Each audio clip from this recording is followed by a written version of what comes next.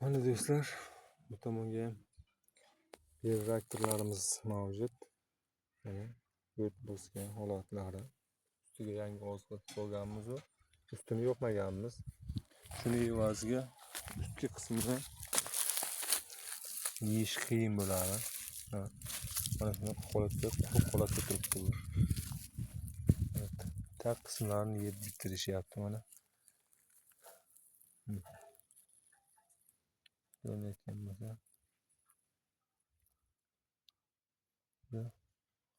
tuxumlab boshlabdi yana.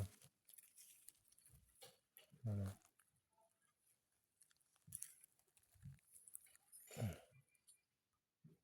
tuxumini ko'rayotgan bo'lish kerak ekranlarga.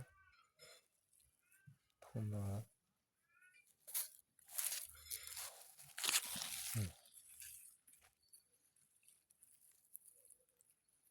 bu holatda granulalar yeb bitirishyapti mana. Do'stlar, cho'lchanglar holat.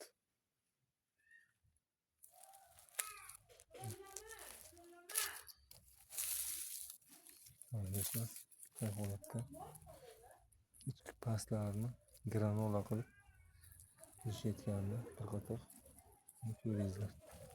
Mana do'stlar, qora qilib yeb bitirishgan. Mana bu tomonga reaktorlarimiz bor.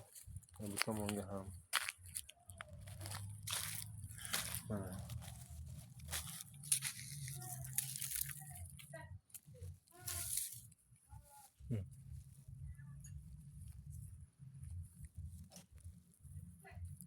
pastki tomonlarini qay holatda granula yeganini.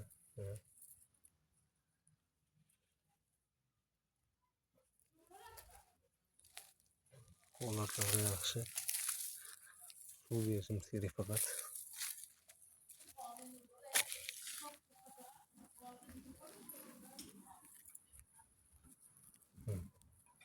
Pastki holatlarini o'tdi mana.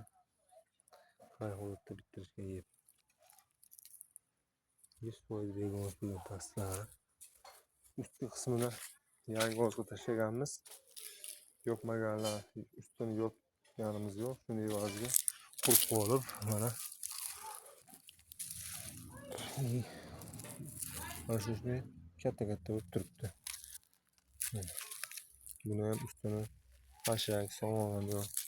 Turli setkalar yopsa bu tomonda ustini yeydi mana.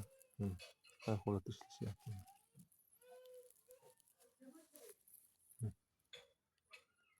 Tuxum qo'yib mana tuxumlar bilan tuxum qo'yishni ham boshlagan. Jonivorlarga suv bo'lmasa suvni shunday qo'ysangiz, suv bo'lsa yaxshi ishlov bersa, ishlashlari o'ta zo'r. Tez 2-3 oyning ichida begona suv berishadi.